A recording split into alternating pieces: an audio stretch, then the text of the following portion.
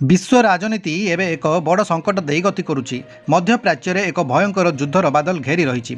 America नौसेना हर्मुज प्रणाली एवं ओमान गल्फ निकट में ईरान एक बड़ जहाज तोस्का को जबत करिछि। राष्ट्रपति डोनाल्ड ट्रंप यह घटना को नहीं निजर आभिमुख्य स्पष्ट करिसेंति। रिपोर्ट अनुसार घटनाटी ओमान गल्फ निकट में घटी। ईरान पताका लगी जहाज टोस्का सही अंचल आमेरिकीय ब्लॉकेड बा नौसेना अवरोध को अमान्य करने को चेष्टा करुला। अमेरिका पक्षर बारंबार चेतावनी दिया सत्वे जहाजटी निजर गतिपथ बदलाई नथिला। परिस्थिति एपरी हैला जे अमेरिकीय नौसेना को शक्ति प्रयोग करने को पड़ा। सबुठारु आश्चर्यजनक कथाटी होउची अमेरिकीय कमांडो माने जहाज को नियंत्रण को नेबा पूर्वरु एहार इंजिन रूम रे एक बड़ गात कर दिथिले। Blowing a hole in the engine room यार अर्थ हेउची जहाजटी जेपरी आगको बढ़ी न पारे किंबा खसी पलाई न पारे। सेथिपई अमेरिका एहीपरी चरम पदक्षेप नेइछि। ट्रंप प्रशासन कहिबा कथा हेउची ईरान बेआईन भावरे अस्त्रशस्त्र किंबा निषिद्ध सामग्री पठाउतिला जहा विश्व शांति पई विपद। राष्ट्रपति डोनाल्ड ट्रंप सर्वदा ईरान प्रति निजर कठोर आभिमुख्य पई जनाशुना। यही घटना पर ट्रंप स्पष्ट करिसेंति जे अमेरिका निजर सुरक्षा एवं निजर बंधु राष्ट्र मानकर स्वार्थ रक्षा पई जे कौनसी स्तर को जाई पारे। से कहिसेंति ईरान को बुझिबाकू हेबो जे आमर धैर्यर एक सीमा अछि। एही पदक्षेप माध्यम रे अमेरिका विश्व को यही संदेश देबाकू चाहूची जे स्ट्रेट ऑफ हॉर्मुज भली गुरुत्वपूर्ण जलपथरे कौनसी प्रकार मानमानी चलिब नाही। ट्रंपकर यही अमेरिका फास्ट एवं शक्ति प्रदर्शनर रणनीति एवं मध्य प्राच्य में एक नुआ समीकरण सृष्टि करिछि। किंतु प्रश्न उठुछि ईरान यार जवाब किपरि देब। ईरान पक्षरु मध्य कड़ा चेतावनी आसीछि। ईरान सामरिक अधिकारी माने एहाकु सामुद्रिक डकायती बोली अभिहित करिसेंति। ईरान कहिछि जे जदि सेमानकर जहाज चलाचल को रोका जाए तेबे सेमाने मध्य संपूर्ण स्ट्रेट ऑफ हॉर्मुज को बंद करदेबे। मन रखंतु हॉर्मुज प्रणाली हेउछि विश्वर सबुठारु गुरुत्वपूर्ण ऑयल चोक पॉइंट। जदि ईरान यहाँ बंद करे तेरे विश्वर 20-30% तैल रप्तानी बाधाप्राप्त हेबो। ईरान रिवोल्यूशनरी गार्ड बारंबार कही आसुची जे सेमाने अमेरिका बाहिनी को उचित जवाब देबाकू प्रस्तुत। यह कौन तृतीय विश्वयुद्धर आरंभ कि? यह एबे एक बड़ प्रश्नवाची। अनेक विशेषज्ञर मतरे अमेरिकार यही पदक्षेप ईरान को आलोचना टेबुल को आनिबा पई एक चाप बा प्रेशर टैक्टिक होई पारे। किंतु अन्य पक्षरे यह एक भूल गणना मध्य होई पारे जहां परिस्थिति को नियंत्रण बाहर को नहीं जाई पारे।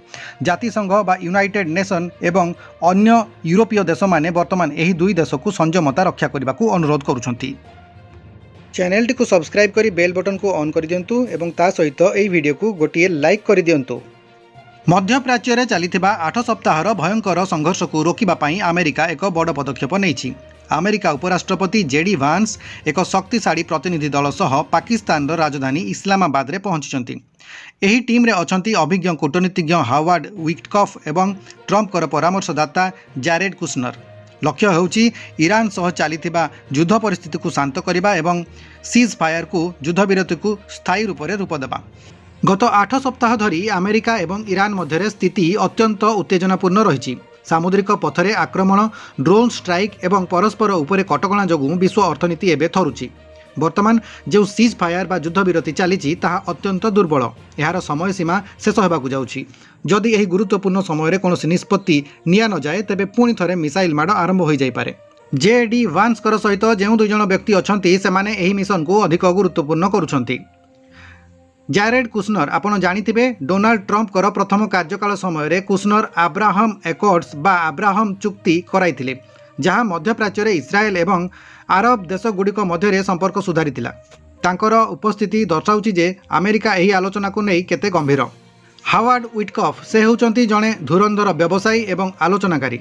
जेतेबेले कथा अर्थनीति एवं तैल बजार उपरे आसे विटकॉफ कर रणनीति फलप्रद होइताय।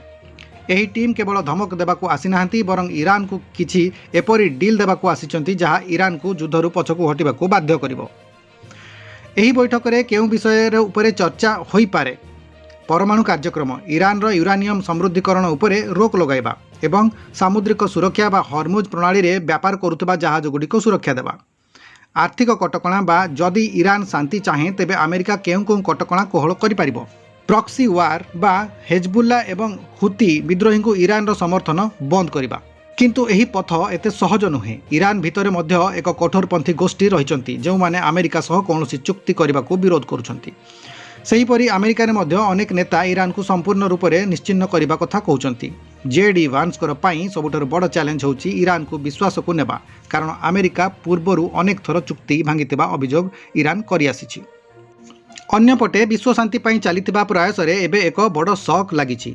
जो समय सारा विश्व चाहि रहितिला जे पाकिस्तान रो इस्लामाबाद रे अमेरिका एवं ईरान मध्य एक ऐतिहासिक आलोचना हेबो, ठीक सही समय रे तेहरान रो एक बड़ खबर आसीछि।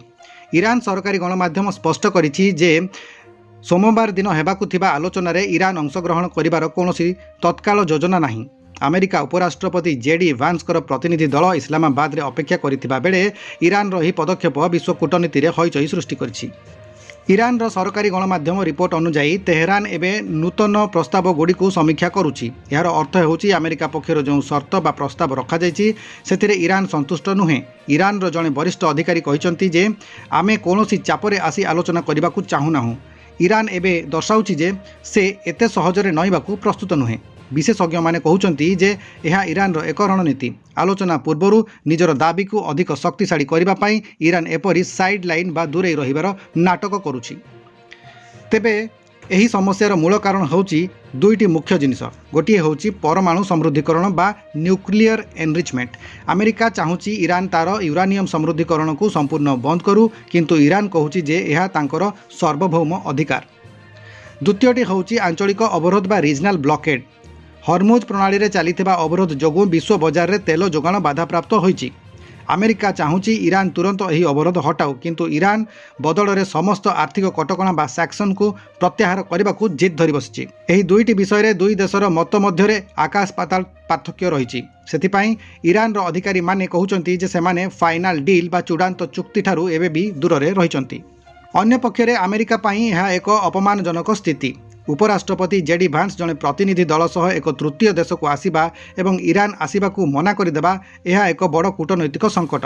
व्हाइट हाउस सूत्ररू जना पड़ी जे अमेरिका एबे मध्य आशावादी जे पाकिस्तान माध्यम रे ईरान को टेबुल को अणा जाई पारिबो। जारेड कुशनर निजर पछुआ द्वार कूटनीति बा बैक चैनल डिप्लोमासी व्यवहार करी ईरान रो प्रतिनिधिंकर सह संपर्क स्थापन करने को चेष्टा करुछंती, किंतु प्रश्न उठुची अमेरिका केते समय अपेक्षा करिबो। पाकिस्तान एबे एक अजब स्थिति रे से एही आलोचना रे आयोजन करी निजको विश्व स्तर रे एक शांतिदूत भाव में प्रमाणित करने को चाहूला। जदि ईरान एही आलोचना रे जोग न दिए तेबे पाकिस्तान रो सम्मान उपरे आंच आसिबो। पाकिस्तानी कूटनीतिज्ञ माने एबे तेहरान सह क्रमागत भाव में संपर्क रे अछंती एवं सेमानकु आलोचना रे जोग देबाकू बुझाउछंती। आलोचना विलंब हेबार अर्थ हेउची अनिश्चितता एवं एही अनिश्चितता विश्व बाजार पई अत्यंत विपज्जनक। तेल दर बा आलोचना बातिल हेबा खबर आसिबा परे क्रूड ऑयल दर रे पुणी उत्तेजना देखा देछि।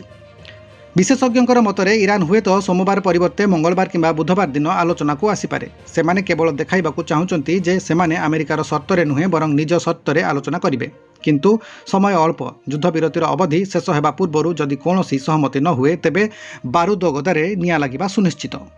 कूटनीति रे नोर अर्थ सबुबेले नो होई न थाए। ईरान रो एही अस्वीकार हुए तो एक बड़ बुझामणार पूर्व संकेत होई पारे, किंतु मध्यप्राच्य रे चलिथिबा एही शक्ति प्रदर्शन एबे सारा विश्व को चिंतारे पकाइछि। ईरान शेष मुहूर्त रे आलोचना को आसीबो कि अमेरिका किछि नुआ रिहाती देबो कि एही सब प्रश्नर उत्तर आसंता किछि घंटा मध्यरे मिलि जिवो। स्ट्रेट ऑफ हॉर्मुज ईरान एही गुरुत्वपूर्ण रास्ता को अवरोध करिछि एवं एक स्पष्ट चेतावनी देइछि। जदि आमे व्यापार करि पारिबु नाही तेबे आमे अन्य काहाकू मध्य करिबाकू देबु नाही। एही गोटिए जिद जोगु विश्व बाजार रे अशोधित तैल दर आकाश छुआ हेबारे लागिछि। वर्तमान स्थिति हेउछि ग्रिड लॉक बा जाम। अमेरिका एवं पाश्चात्य देश गुड़िक ईरान उपरे लगाइथिबा कठोर आर्थिक कटकणा जोगु ईरान निजर तेल बिक्री करि पारु नाही। एहार प्रतिशोध स्वरूप ईरान एही जलपथरे प्रतिबंधक लगाइछि। ईरान रो स्पष्ट नीति हेउछि impossible for others to pass when we cannot. Iran कहूछि जे जदि आमको आमर संपद बिक्री करिबारु वंचित करा जिवो तेबे आमे सही रास्ता देई सऊदी अरब किंबा कुवेत रो तेल जहाज को मध्य जिबाकू देबु नाही। यह कौनसी साधारण धमक नुहे बरं एक सामरिक अवरोध जहाँ विश्व को एक बड़ शक्ति संकट आड़कू ठेली देछि। एही अवरोधर तत्काल प्रभाव कौन पड़ी पारे? अशोधित तैल दर वृद्धि। जेपरिक रिपोर्ट अनुसार गत किछि दिन मध्य अंतर्जातिक बजार रे तेल दर 10 ରୁ 15% वृद्धि घटी। बीमा खर्च बा इंश्योरेंस प्रीमियम समुद्र रे युद्ध भय थिबारु जहाज गुड़िक बीमा खर्च 10 गुण बढ़ी जाइछि। यार सीधा सड़क प्रभाव साधारण खाउटिंगर उपरे पड़िबो। जोगाण श्रृंखला विपर्यस्त। चीन, जापान, दक्षिण कोरिया और भारत भली देशगुड़िक यही रास्ता दे सर्वाधिक तेल पाई जहाजगुड़िक अटकी रहा जो यही देशगुड़िक तेलर अभाव देखादेवार संभावना सृष्टि होइछि। विश्व एवं दुईटी रास्ता मझिरे छिड़ा होइछि। युक्तराष्ट्र, अमेरिका और अन्य शक्तिशाली देश माने ईरान सह आलोचना करी कटकणा कोहल करिवे कि सामरिक कार्यानुष्ठान।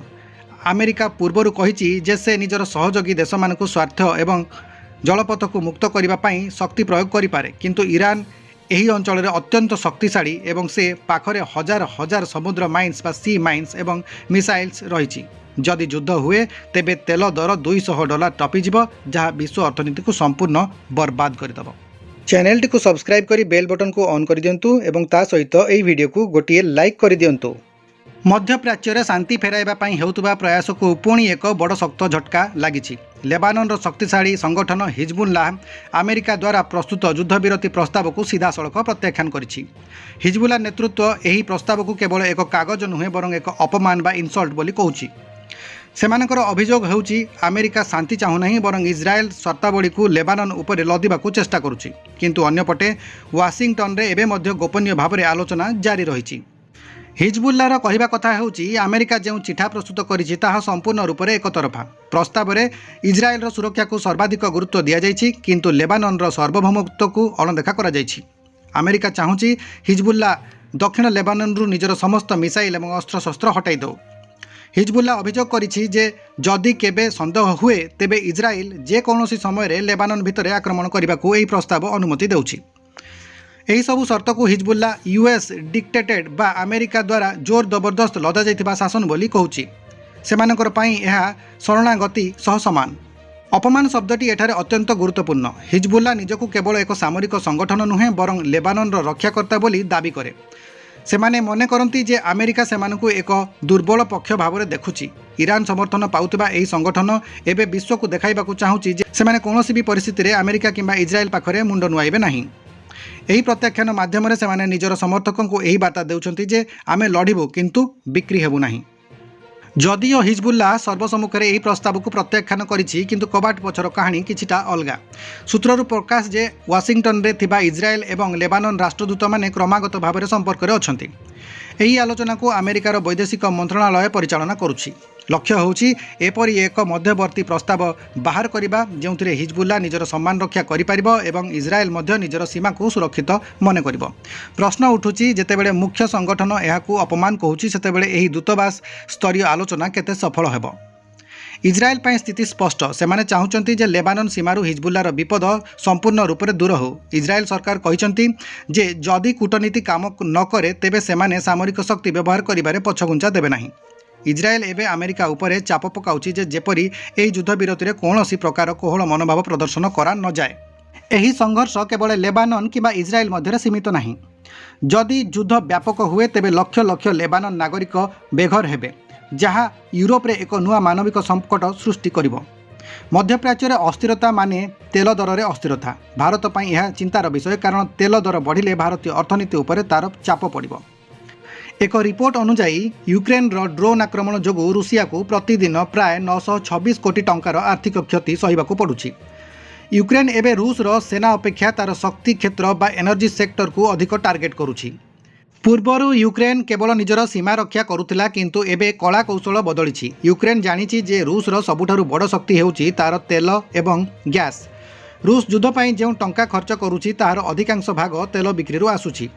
यूक्रेन रो लॉन्ग रेंज ड्रोन एबे रूस सीमा भितर को 1000 किलोमीटर पर्यंत जाई आक्रमण करुछि। एही आक्रमणर मुख्य लक्ष्य होउछि तैल विशोधनागार बा रिफाइनरीज, जेउठारे अशोधित तेलरु पेट्रोल किंबा डीजेल प्रस्तुत करा जाए। द्वितीय होउछि तैल डिपो, जेउठारे विशाल परिमाणर तेल गच्छित होइताए।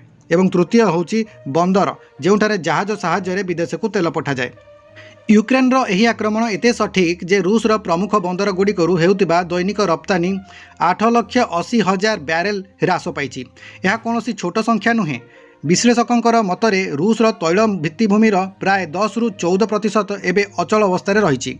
मरामती करने रूस पाखरे साधन थिले मध्य पाश्चात्य कटकणा जोगु आवश्यक जंत्रांश मिलवा कष्टकर होउछि। प्रतिटी मुहूर्त रूस पकेट्रु कोटी कोटी टंका खसी जाउछि, जहाँ परोक्षरे पुटिन युद्ध करिवार क्षमता को दुर्बल करुछि। रूस पाखरे विश्वर सबुठारु शक्तिशाली वायु प्रतिरक्षा प्रणाली बा एयर डिफेन्स सिस्टम अच्छी बोली दाबी करा जाए तथापि यूक्रेन छोट छोट ड्रोन गुड़िक यहाकु चकमा दे किपरि भीतर को पशुचंती। यार कारण होची स्वार्म्स ऑफ ड्रोन्स। यूक्रेन एका संगरे शह शह ड्रोन पठाउची। रूस रो मिसाइल सिस्टम बड़ विमान बा मिसाइल गुड़िक धरि पारे किंतु कम उच्चतार उड़ुथिबा एवं सस्ता ड्रोन को धरिबा कष्टकर। यह सहित रूस रो अधिकांश प्रतिरक्षा व्यवस्था एबे युद्ध मैदान रे व्यस्त अछंती जहा फल तैल विशोधनागार गुड़िक असुरक्षित हो पड़ी। रूस हेउची विश्वर द्वितीय बृहत्तम अशोधित तैल रप्तानकारी। जदि रूस रु जोगाजोग कमे तेबे विश्व बजार रे तेलर दाम बढ़िबा सुनिश्चित। वर्तमान अमेरिका मध्य चिंतार अछि। अमेरिका यूक्रेन को यही आक्रमण कमाइबाकू अनुरोध करथिला कारण सेमाने भय करुचंती जे जदि तेल दर बहुत बढ़ी जाए तेबे विश्व रे मुद्रास्फीति बा महंगा माड़ असंभाल होइजिबो। किंतु यूक्रेन निजर रणनीति रु पछकू हटिबाकू प्रस्तुत नुहे। रूस एबे एही आक्रमणर प्रतिशोध नेबा पाई यूक्रेन विद्युत केन्द्र गुड़िक ध्वंस करुछि। यह एबे एक एनर्जी फॉर एनर्जी युद्ध रे परिणत होइछि। जदि एही धारा जारी रहे तेबे आगामी शीत दिन बेलकू रूस एवं यूक्रेन उभय देशर शक्ति भित्तिभूमि संपूर्ण रूप से भुशुड़ी जाई पारे। विश्व अर्थनीति पाई यह एक विपज्जनक संकेत। यूक्रेन यही ड्रोन आक्रमण रूस पाई केवल सामरिक नुहे बरं एक भयंकर आर्थिक आह्वान सृष्टि करिछि। दैनिक 926 कोटीर क्षति कौनसी भी देश को देवालिया करने पाई यथेष्ट। एबे देखिबाकू बाकी रहिला पुटिन निजर अर्थनीति को बंचाइबा पाई केउ केउ पदक्षेप नेउछंती। विश्व एबे अस्थिरता देई गति करुछि। गोटिए पटे रूस यूक्रेन युद्ध एवं अन्य पटे मध्यप्राच्य रे उत्तेजना। एही समय रे यूरोपर दुई शक्तिशाली देश फ्रांस एवं ग्रीस निजर सामरिक संपर्क को आहुरी मजबूत करिसंती। प्यारिस एवं एथेन्स निजर पारस्परिक प्रतिरक्षा चुक्ति बा म्यूचुअल डिफेन्स पैक्ट को आगामी 5 वर्ष पाई वृद्धि करिसंती। एही चुक्ति केवल दुई देशर बंधुता नुहे बरं भूमध्य सागर बा मेडिटेरियन सी रे निजर दबदबा बजाय रखिबा पाई एक बड़ चाल। एही प्रतिरक्षा चुक्ति रे एमिति कौन अछि जहाँ एहाकू अन्य चुक्ति ठारू अलगा करुछि? पारस्परिक सहायता बा म्यूचुअल असिस्टेंस। एही चुक्तिर सबुठारू बड़ शर्त हेउछि जे कौनसी तृतीय पक्ष एही दुई देश मध्यरु जनक उपरे आक्रमण कले तेबे अन्य देश सामरिक सहायता करबाकू बाध्य। यह प्राय नाटोर आर्टिकल 5 परि। आधुनिक अस्त्रशस्त्र ग्रीस फ्रांस ठारू राफेल युद्ध विमान एवं बाल्हेरा फ्रिगेट किणुची। यही अस्त्रशस्त्र ग्रीक नौसेना को भूमध्य सागर रे सबुठारू शक्तिशाली करिबो। दुई देशर सेना मिलित भाव में अभ्यास करिवे एवं गुप्तचर सूचना आदान प्रदान करिवे। एही चुक्ति को बुझिबा पाई आमको तुर्की विषय रे जानिबाकू हेबो। ग्रीस एवं तुर्की मध्य सामुद्रिक सीमा एवं प्राकृतिक गैस को नहीं दीर्घ दिनर विवाद रही। तुर्की बारंबार ग्रीक द्वीपपुंज उपरे निजर दाबी करि आसुची। फ्रांस एही विवाद रे सबुबेले ग्रीस को समर्थन करिछि। राष्ट्रपति मैक्रोन चाहू नाहंती जे तुर्की भूमध्य सागर रे निजर एकछत्रवाद शासन चलाओ। तेणु एही चुक्ति नवीकरण हेबा माने तुर्की को एक स्पष्ट संदेश ग्रीस एकुटिया नुहे फ्रांस ता पछरे छिड़ा होइछि। फ्रांस कहीं एते आग्रही? फ्रांस रो लक्ष्य होची यूरोप निजर सुरक्षा पाई केवल अमेरिका बा नाटो उपरे निर्भर न करू। मैक्रोन एहाकू स्ट्रैटेजिक ऑटोनॉमी बोली कहंती। चैनल टी को सब्सक्राइब करी बेल बटन को ऑन कर दियंतु एवं ता सहित एही वीडियो को गोटिए लाइक कर दियंतु। ग्रीस सह एही चुक्ति करी फ्रांस प्रमाण करने को चाहूँगी जे यूरोपीय देश माने निजर मध्य एक शक्तिशाली सामरिक मेंट गठन करें। यह सहित फ्रांस प्रतिरक्षा कंपानी गुड़िक ग्रीस एक बड़ बजार पलटि। मजादार कथा होची फ्रांस ग्रीस एवं तुर्की तीन ही नाटोर सदस्य तथापि दुई जन सदस्य मिसी तृतीय सदस्य विरुद्ध रे चुक्ति करुछंती। यह नाटो भितर थिबा फाटक दर्शाउची। अमेरिका पाई यह एक बड़ चिंतार विषय कारण जदि दुई सदस्य राष्ट्र मध्य संघर्ष हुए तेबे नाटो कहा पक्ष नब? एही चुक्ति यूरोपीय देश मानकर मध्य एक नुआ सुरक्षा बल सृष्टि करुछि। आपण जानिले आश्चर्य हेबे जे फ्रांस ग्रीस एवं भारत एही तीनोटी देश मध्य एक सामरिक समानता अछि। भारत मध्य फ्रांस रु राफेल किणुछि एवं ग्रीस मध्य। इंडो पैसिफिक फ्रांस भारतर सबुठारु बड़ सहयोगी होइतिबा बेले भूमध्य सागर रे ग्रीस रो सहयोगी। यूरोपर एही प्रकार सामरिक सहयोग वृद्धि पाइले यह विश्व में अस्त्रशस्त्र प्रतियोगिता को आहुरी तीव्र करिपारे। किंतु आह्वान मध्य रही ग्रीस रो अर्थनीति सेतेटा शक्तिशाली नुहे जे से क्रमागत भाव में एते दामी अस्त्रशस्त्र किनि पारिबो। अन्य पक्षरे तुर्की मध्य रूस एवं चीन सह संपर्क बढ़ाई निजर शक्ति प्रदर्शन करुछि। जदि भूमध्य सागर में कौन भूल गणना हुए तेबे यह एक बड़ युद्धर रूप नहीं पारे। फ्रांस एवं ग्रीस रही चुक्ति नवीकरण केवल यूरोपीय पाई नुहे बरं विश्वर परिवर्तित शक्ति संतुलन पाई एक गुरुत्वपूर्ण संकेत। यह प्रमाण करुछि जे आगामी दिन में देश माने निजर सुरक्षा पाई नुआ नुआ मेंट गढ़ा पछाइबे नाही। गत किछि सप्ताह धरी मध्यप्राच्यर आकाश युद्ध विमान एवं मिसाइल गर्जन में थरुला। सामरिक उत्तेजना जोगु अनेक देश निजर विमान चलाचल बंद कर देथिले, किंतु आज एप्रिल 20 तारिख में ईरान रू एक बड़ एवं आशावादी खबर सामना को आसी। ईरान रो सिविल एविएशन अथॉरिटी घोषणा करिछि जे मशहाद विमान बंदररू पुणी थरे अंतर्जातिक उड़ाण आरंभ हेबाकु जाउछि। यह ईरान रो सही 4 स्टेज प्लान रो एक अंश जहाँ माध्यम देश निजर आकाश मार्ग को पुणी थरे स्वाभाविक करने को चाहूँगी। कहीं मसाद विमान बंदर ईरान पाई एते गुरुत्वपूर्ण? ईरान रो एही 4 स्टेज प्लान प्रकृत में कौन एवं सामरिक संकट मध्य विमान चलाचल आरंभ करने केते सुरक्षित चलतु जानिबा। सामरिक गतिविधि पर आकाश मार्ग को संपूर्ण रूप से खोलिबा विपज्जनक हो पारे। सेतिपाई ईरान एक सतर्कतामूलक पदक्षेप नहीं जहां 4 स्टेज प्लान बोली कहुछि। तेबे स्टेज 1 रे घरोई उड़ाण प्रथमे केवल देश भितर विमान चलाचल को अनुमति दिगला। स्टेज 2 रे सीमित आंचलिक उड़ाण पड़ोशी देशगुड़ी को किसी निर्दिष्ट विमान चलाचल करागला। एवं स्टेज 3 होची अंतर्जातीय हब पुनरुद्धार जो आज मशहाद विमान बंदर को सामिल करा जायछि। एठारू एबे दुबई, इस्तानबुल एवं कतार भली स्थान को विमान उड़ाण आरंभ होब। स्टेज 4 पूर्ण क्षमता सबु कटकणा हटाई सारा विश्व पाई आकाश मार्ग को खोलिबा। ईरान एबे तृतीय पर्यायर पहुंची जहाँ दर्शाउछि जे सामरिक विपद क्रमशः ह्रास पाउछि। विमान चलाचल आरंभ करने एते सहज नुहे। मन रखु 2020 मसीह यूक्रेन एक यात्रीवाही विमान को ईरान भूल बसत मिसाइल माड़ कर खसाई देथिला। सही घटनार शिक्षा पाई ईरान एबे अत्यंत सतर्क। सामरिक विभाग एवं सिविल एविएशन मध्य एक स्वतंत्र हॉटलाइन स्थापन करा जायछि जेपरि युद्ध विमान एवं यात्रीवाही विमान मध्य कौनसी विभ्राट न हुए। तथापि अनेक अंतर्जातीय एयरलाइंस एबे भी ईरान रो आकाश मार्ग व्यवहार करने को डरुछंती। ईरान पाही यह एक केवल उड़ान नुहे बरं अर्थनीति को बंचाइबा पाई एक प्रयास। जेतेबेले विदेशी विमान ईरान आकाश मार्ग व्यवहार करती ईरान को कोटी कोटी टंकार टिकस मिलता है। उड़ाण बंद होइतिबारु ईरान प्रतिदिन विपुल क्षति सहुतिला। कार्पेट, सुखिला फल एवं केसर भली सामग्रीर रप्तानी एयर कार्गो उपरे निर्भर करे। मसाद विमान बंदर खोलिबा द्वारा एही सबु क्षेत्र में पुणी जीवन फेरिबो। भारत पाई यह एक गुरुत्वपूर्ण दिग रही। अनेक भारतीय पर्यटक मसाद को जाइथांती। एथिपाई यूरोप जाउथिबा भारतीय विमान गुड़िक पाई ईरान रो आकाश मार्ग होउछि सबुठारु कम दूरता विशिष्ट रास्ता। ईरान निजर आकाश मार्ग स्वाभाविक कले भारत यूरोप जाउथिबा विमान गुड़िकर समय एवं इंधन खर्च कमिजिब, जहाँ फल विमान टिकस दर कमिबार संभावना रही। अंतर्जातीय समुदाय यही पदक्षेप को नजर रखिछि। जदि आगामी किछि दिन मध्य कौनसी अघटन न घटे तेबे लुफ्तांसा एवं ऑस्ट्रियन एयरलाइंस भली बड़ कंपनी गुड़िक मध्य सेमानकर सेवा पुणी आरंभ करिपारंती। ईरान एबे प्रमाण करने को चाहूँगी जे से एक दायित्ववान देश एवं सामरिक संकट सत्वे बेसामरिक नागरिकों सुरक्षा देवाकू से सक्षम। मसाद विमान बंदररू आज आरंभ होउतबा एही उड़ाण मध्यप्राच्यर शांतिर एक क्षीण आलोक भली देखा जाउछि। तेबे युद्धर बादल एबे भी संपूर्ण रूपे हटि नाही। देखिबाकू बाकी रहिला ईरान एही 4 स्टेज प्लान केते सफल हेउछि। चीन पुणी थरे प्रमाण करिछि जे काहींकि ताको विश्वर इंजीनियरिंग पावर हाउस बोली कहा जाए। समुद्र हेउ कि पहाड़, चीन रो इंजीनियर माने प्रत्येक आह्वान को जय करिसंती। वर्तमान चीन रो सबुठारु लंबा नदी यांगेज तले एक विशाल 11 kilometre lumbar under water tunnel निर्माण कार्य सफलतार सह शेष होइछि।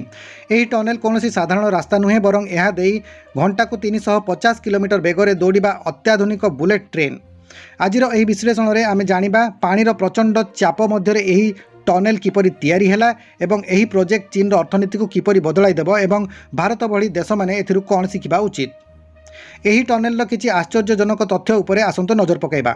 यार समुदाय लंब प्राय 11 किलोमीटर, जहाँ मध्यरु एक बड़ भाग नदी सज्जा तले रही। एही टनेल माध्यम high speed bullet train 350 kilometre घंटा प्रति बेगरे यात्रा करि परिबो। नदीर जलस्तर ठारू यह अनेक मीटर तले अवस्थित, जोठारे पानीर चाप अत्यधिक। एथिरे अत्याधुनिक सेंसर, अग्नि निर्वापक जंत्र एवं जरूरीकालीन निष्कासन पथ रही।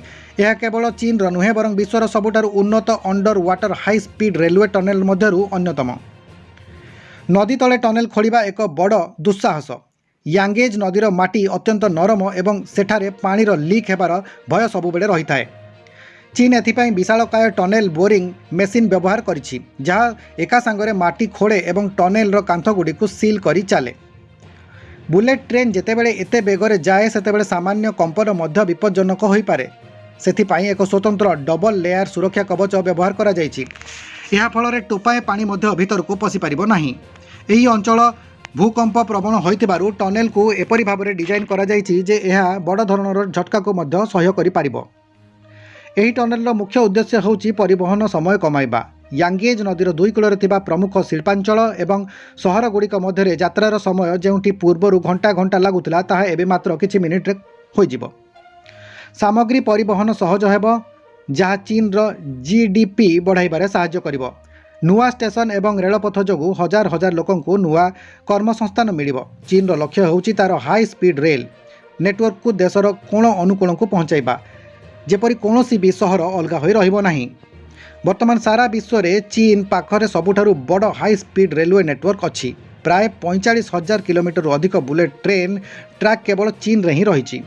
जापान रो शिनकानसेन किंबा फ्रांस रो टीजीवी तुलन में चीन बहुत कम समय यह सफलता पाई। यही अंडर वाटर टनेल प्रमाण करुच्ची जे चीन एवं पश्चिम देशगुड़िकर टेक्नोलोजी पर निर्भरशील नुहे बरं से पछरे पकाई आगक बढ़िबार क्षमता रखिछि।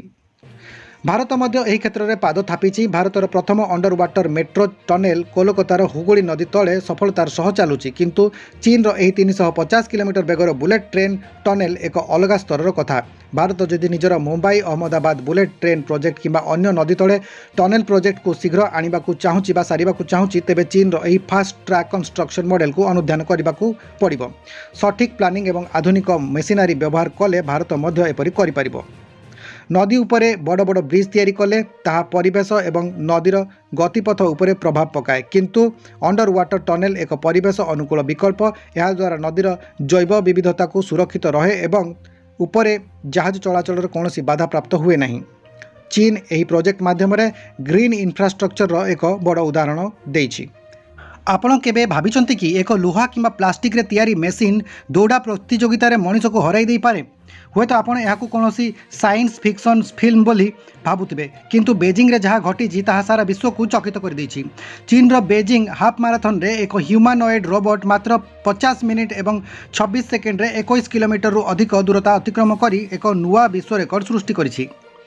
यही दौड़ प्रमाण करिछि जे आगामी दिन में रोबोट केवल कारखाना रे काम करिवे नहीं बरं खेल पड़िया रे मध्य मनीषर सबुठारु बड़ प्रतिद्वंदी हेबे।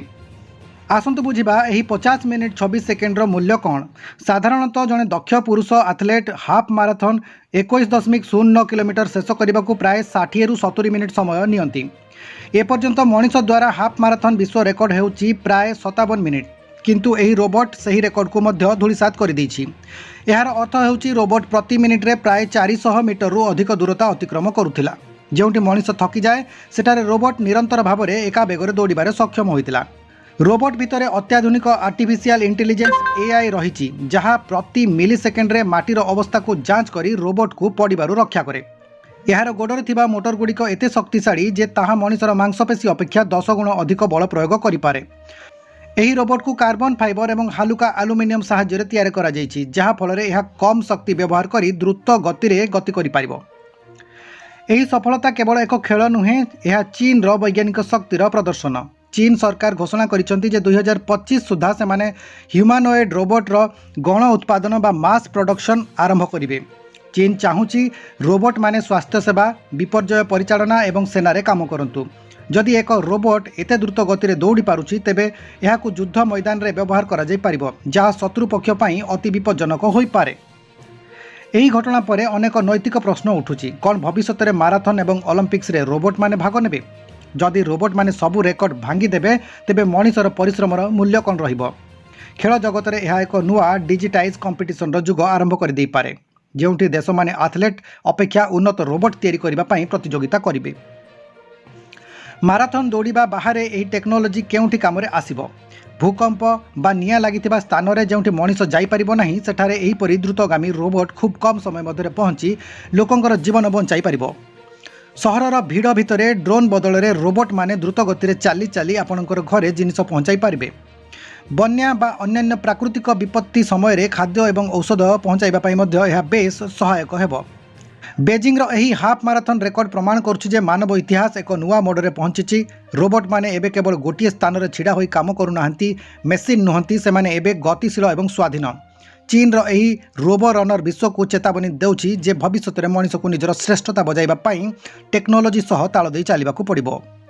ବ୍ରିଟେନ ରାଜନୀତିରେ ଏବେ ଏକ ବଡ଼ ଧରଣର ଭୂକମ୍ପ ସୃଷ୍ଟି ହୋଇଛି। ପ୍ରଧାନମନ୍ତ୍ରୀ କେର୍ ଷ୍ଟାରମର ଯିଏ ନିଜକୁ ଜଣେ ସ୍ୱଚ୍ଛ ଭାବମୂର୍ତ୍ତିର ନେତା ଭାବରେ ଉପସ୍ଥାପନ କରନ୍ତି, ସେ ଏବେ ନିଜ ଜୀବନର ସବୁଠାରୁ ବଡ଼ ରାଜନୈତିକ ସଙ୍କଟର ସାମ୍ନା କରୁଛନ୍ତି। ଏହି ସଙ୍କଟର ନାମ ହେଉଛି ମାଣ୍ଡେଲସନ୍ ସ୍କାଣ୍ଡାଲ। ଲେବର ପାର୍ଟିର ବରିଷ୍ଠ ନେତା ପିଟର ମାଣ୍ଡେଲସନ୍ ଏବଂ କୁଖ୍ୟାତ ଅପରାଧୀ ଜେଫ୍ରି ଏପିଷ୍ଟାଇନଙ୍କର ମଧ୍ୟରେ ଥିବା ସମ୍ପର୍କକୁ ନେଇ ପାର୍ଲିଆମେଣ୍ଟରେ ପ୍ରବଳ ହଟ୍ଟଗୋଳ ଚାଲିଛି।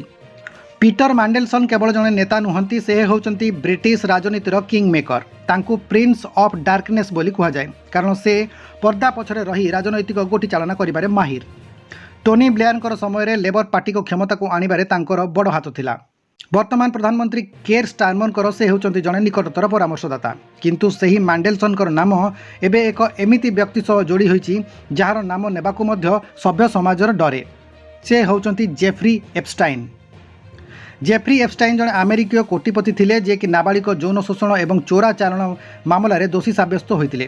ରିପୋର୍ଟ ଅନୁଯାୟୀ ପିଟର ମାଣ୍ଡେଲସନ୍ ଅନେକ ଥର ଏପଷ୍ଟାଇନ୍କୁ ଭେଟିଛନ୍ତି ଏବଂ ତାଙ୍କର ଆତିଥ୍ୟ ଗ୍ରହଣ କରିଛନ୍ତି।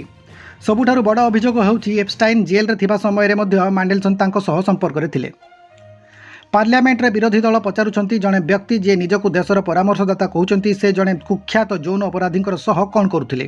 ଏହି ସମ୍ପର୍କର ଖୁଲାସା ଏବେ ଷ୍ଟାରମରଙ୍କର ସରକାରଙ୍କୁ ଅଡୁଆରେ ପକାଇଛି। କେର୍ ଷ୍ଟାରମରଙ୍କର ପାଇଁ ଏହା ଏକ ଅଗ୍ନି ପରୀକ୍ଷା।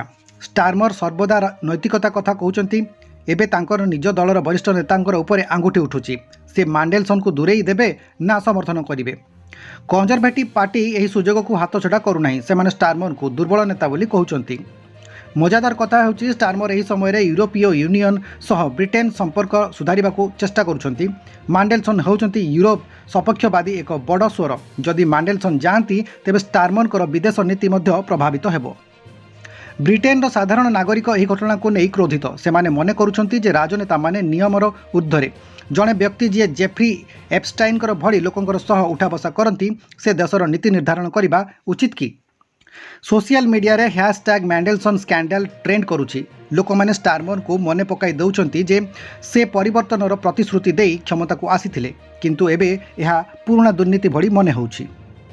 ଏହି ସ୍କାଣ୍ଡାଲ କେବଳ ବ୍ରିଟେନ ମଧ୍ୟରେ ସୀମିତ ନାହିଁ, ଆମେରିକା ମଧ୍ୟ ଏହି ଘଟଣା ଉପରେ ନଜର ରଖିଛି, କାରଣ ଏପଷ୍ଟାଇନ୍ସ ମାମଲା ସେଠାରେ ଅତ୍ୟନ୍ତ ସମ୍ବେଦନଶୀଳ। ଆଜିର ଆମର ଏହି ପରିବେଷଣଟି ଆପଣଙ୍କୁ କିପରି ଲାଗିଲା କମେଣ୍ଟ ମାଧ୍ୟମରେ ଜଣାନ୍ତୁ ଏବଂ ଏହି ଚ୍ୟାନେଲଟି ଯଦି ଆପଣଙ୍କୁ ଭଲ ଲାଗୁଛି ତାହେଲେ ଚ୍ୟାନେଲଟିକୁ ସବସ୍କ୍ରାଇବ୍ କରିନିଅନ୍ତୁ। ଧନ୍ୟବାଦ।